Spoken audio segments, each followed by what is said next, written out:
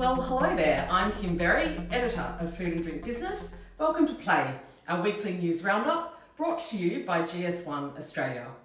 GS1 is the go-to for all your barcode needs. Head over to gs1au.org and discover Next Generation 2D barcodes. They're a game changer for food and drink businesses. It's been 2 weeks since our last play. There is a lot of terrain to traverse, so buckle up. Here we go. First, Show and Tell.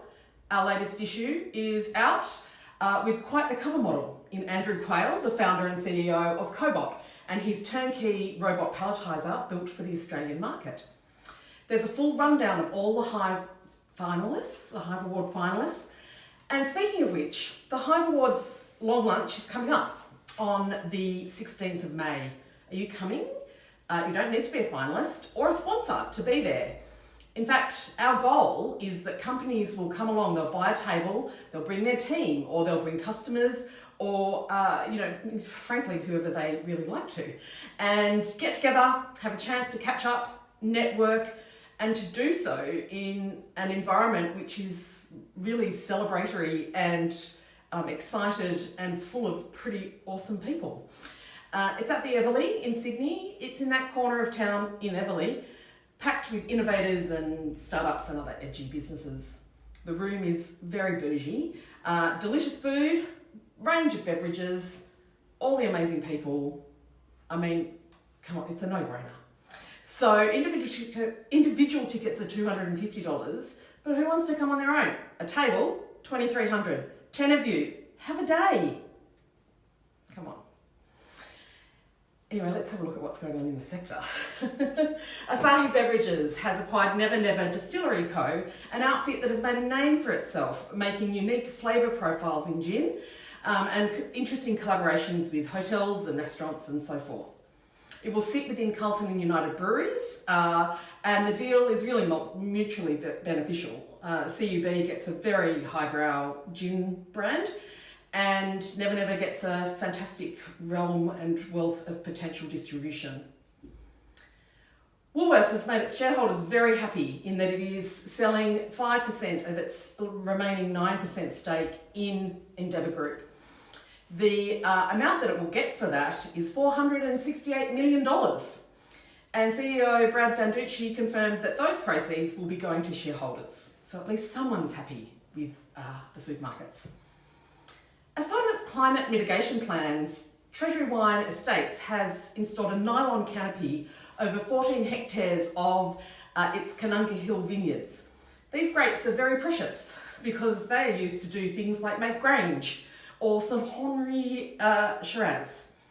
And so those grapes need to be looked after.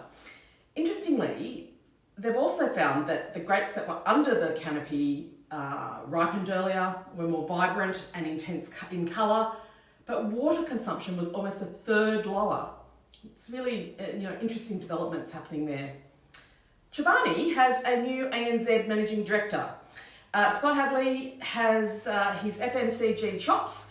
He's spent about 25 years building brands and successful teams and for companies like Asahi, Foster's Group, GlaxoSmithKline and Cadbury Schweppes. Most recently, he was the CEO of ASX-listed Tas Foods. The online wine retailer Just Wines has acquired Liquor Loot out of voluntary administration. It's the second acquisition for the company in acquiring a company out of VA, in that it did the same with Sans Drinks last year. General Mills and Coles are running a campaign this month for Foodbank Australia. For every packet of Latina agnolotti sold in Coles, General Mills will donate a packet to Foodbank. This is on top of its existing monthly supply agreement. General Mills and quite a few other companies, including Mars, Rinaldi, SPC, they're all part of Foodbank's collaborative supply program. That commits companies to donate production time and labour to make a certain amount of a product each month for the Food Relief Agency. It also goes one step further because suppliers also donate their time, raw materials, you name it. And we've had some really fantastic stories coming out about bush foods from the University of Queensland. we've discovered that the Kakadu plum is actually an effective natural alternative to synthetic methods of preserving meat. And the bunya nut, which they now know dates back to the Jurassic period, is high in fibre, low in fat, gluten-free. It's like the holy trinity of nutritious food.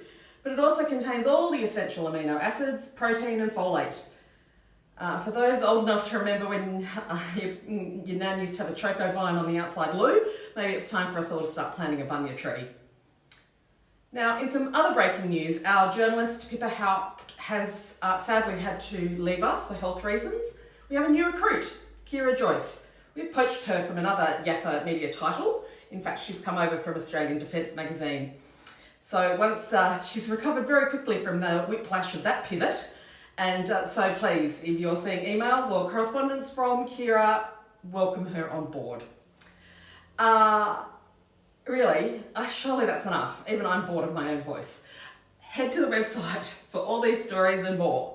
foodanddrinkbusiness.com.au. Don't forget to subscribe to our daily digital newsletter, Food and Drink Today. Thanks to Cheers Wine Australia. Head over to thehiveawards.com.au and book a table, and then find 9 people you would love to spend a long lunch with, celebrating our amazing sector and the people in it. You won't regret it. Okay, I'm Kim Berry, over and out.